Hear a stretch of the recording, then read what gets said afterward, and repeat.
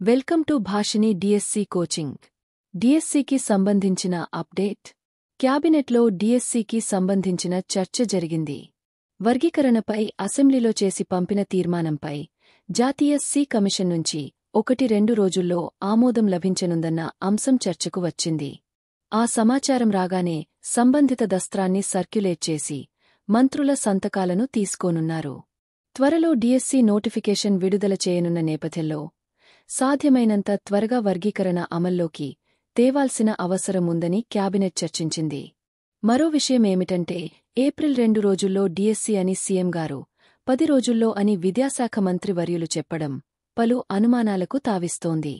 నూతన విద్యా విధానంలో సంస్కరణల కారణంగా విద్యా వ్యవస్థలో పలు మార్పులు చోటు చేసుకోనున్నాయి. ఈ మేరకు అధికారులు ప్రతిపాదనలు సిద్ధం చేశారు. ప్రతిపాదనలను వ్యతిరేకించే పాఠశాల విద్యా కమిటీలను బుజ్జగించాలని ఉన్నతాధికారులు పాఠశాలల ఉపాధ్యాయులపై ఒత్తిడి తెస్తున్నారు.